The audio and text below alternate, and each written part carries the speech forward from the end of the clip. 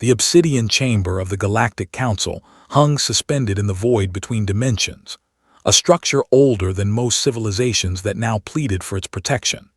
Elsa stood at the reinforced viewport of the human dreadnought Vindicator, watching the impossible geometry of the Council's headquarters twist and fold through space-time. Her reflection stared back, sharp blue eyes, military-cropped blonde hair, and the 3 golden stars of a fleet admiral adorning her collar.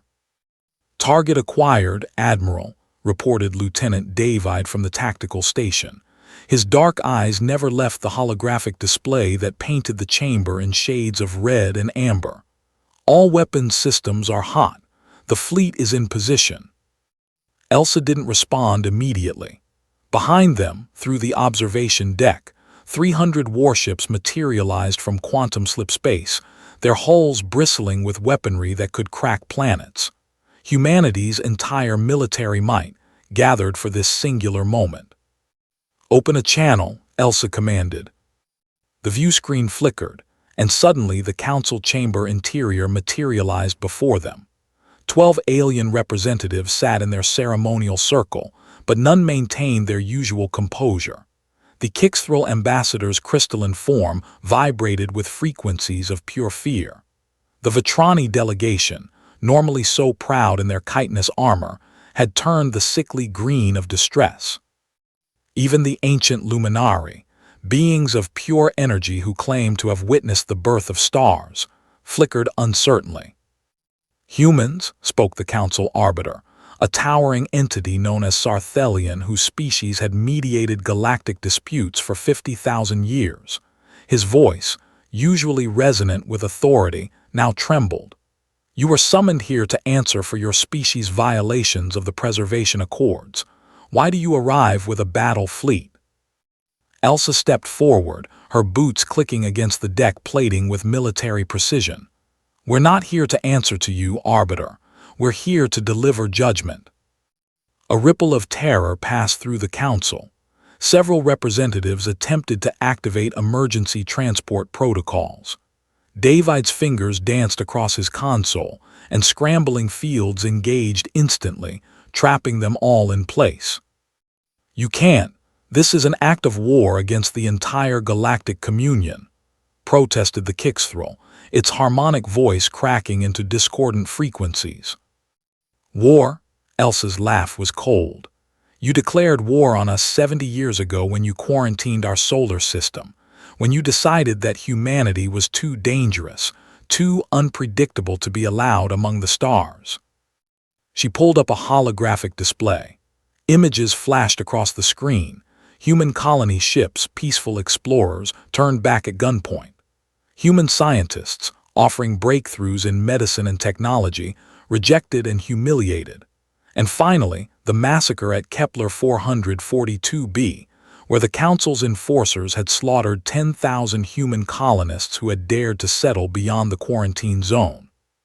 "You called us primitives," David added, his voice tight with controlled rage. "You said we were too violent, too emotional to join galactic civilization, so you caged us like animals." Sarthelion raised his multi-jointed hands in a gesture of supplication. "We were protecting the galaxy. Your species' psychological profile indicated."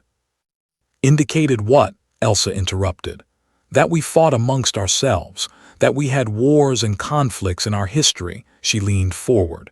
"Every species in this council has blood in their past. The difference is you were allowed to grow beyond it. We were not." The Luminari representative pulsed with urgent light. "If we erred, we can negotiate. Resources, technology, full membership." 70 years too late. Elsa's voice was ice. "Do you know what happens when you cage a species at the exact moment they're reaching for the stars? When you tell them they're not good enough, not civilized enough, you give them a common enemy. You unite them in ways they could never unite themselves." She gestured to the fleet outside. Every nation, every faction, every human being agreed on one thing, that the Council's judgment was wrong. And in 70 years, we didn't just sit in our cage. We built, we planned, we prepared. David pulled up technical schematics. Your security protocols are based on technology 10,000 years old, effective against every known species. He smiled without humor. But we're not every species. We think differently. We approach problems from angles you never considered because you never thought to consider them. Your quantum locks, Elsa continued, bypassed in year 15, your dimensional shields penetrated in year 32, your gravitational weapons, we can counter them in our sleep. We mapped every secret base, every weapons platform, every response protocol. For 70 years, while you thought us safely contained, we were dismantling your defenses piece by piece. The council chamber erupted in panic. Representatives shouted over one another, demanding explanations, escape routes, mercy. But Sarthelian simply stared at Elsa, understanding dawning in his ancient eyes. "You're going to destroy us," he said quietly. "All of us, the entire council." Elsa met his gaze. "No, we're going to do something worse." She nodded to David. Across the fleet, weapon systems powered down. Confusion rippled through the council. "We're going to prove you wrong," Elsa said. "Every civilization in this galaxy looks to the council for guidance, for justice. Today, they'll see that you imprisoned an entire species out of fear, and that species chose mercy when it could have chosen annihilation." She turned back to the viewport. "The quarantine is over. Humanity is claiming its place among the stars. The Council will continue to exist, but you no longer hold power over us. Tell the galaxy what happened here.